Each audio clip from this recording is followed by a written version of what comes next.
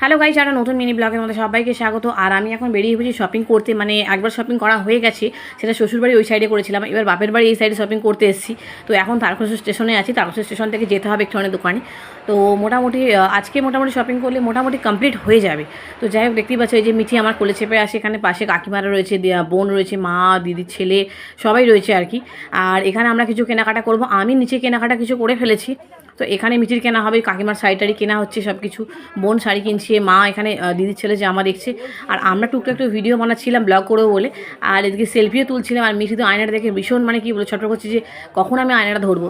যাই হোক, তো আমাদের মোটামুটি কেনাকাটা প্রায় কমপ্লিট হয়ে গেছিলো। এবার আমরা এখান থেকে চলে গেছিলাম দিদি জামাইবাবুর দোকানে, ওখান থেকে ওদের সঙ্গে দেখা করে বাড়ি চলে এসেছি।